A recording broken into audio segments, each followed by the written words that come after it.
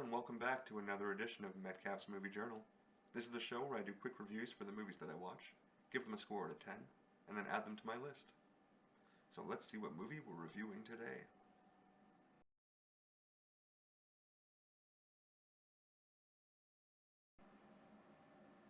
On April 25th, I watched Predators, which came out in 2010.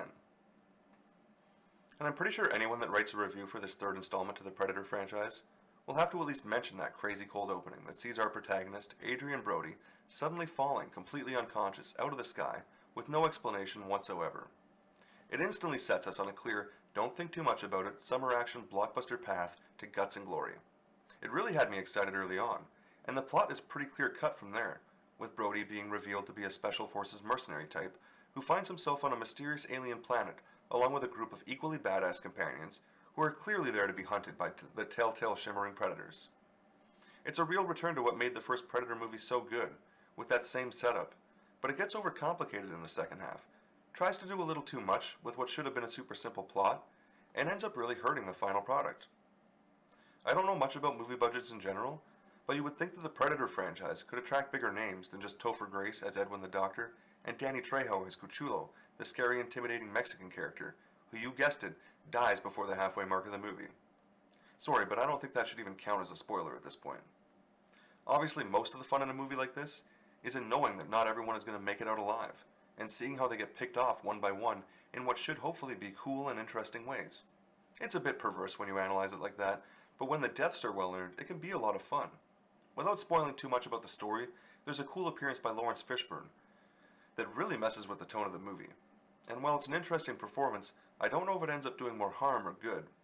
It was a crazy, almost Nick Cage style performance, in that it was genuinely hard to tell if he was taking it super seriously and trying to put on some kind of acting clinic in the middle of what never should have been that kind of movie, or if he recognized how silly this whole thing was from the get-go and was actually trying to make some kind of meta joke of the whole thing without anyone noticing.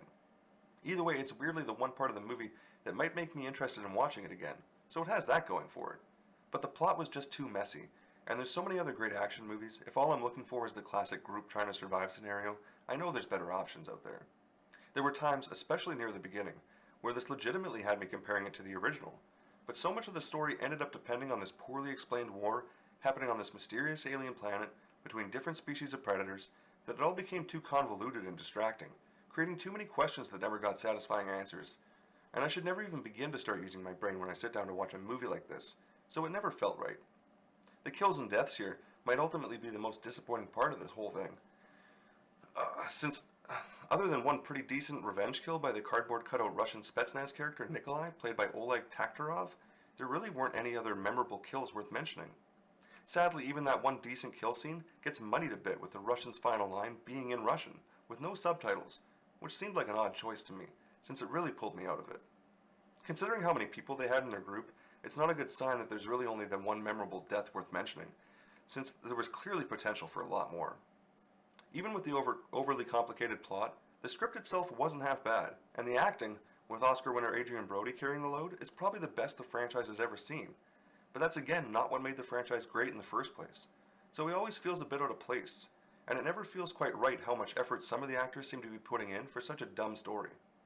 I still have to watch The Pianist, but it's clear he has a little too much talent for something like this, and there's definitely such a thing as being overqualified for a movie.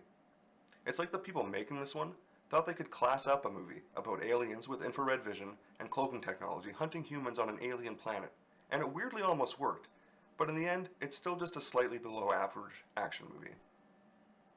I ended up giving it a 4 out of 10, and it landed at number 1020 on my list, putting it right here, in between The Sixth Day and Vegas Vacation. And as always, thanks for watching. Thanks for watching another edition of Metcalf's Movie Journal. Be sure to click like and subscribe for new videos every week. And if you have a movie that you really want me to watch, be sure to drop me a comment.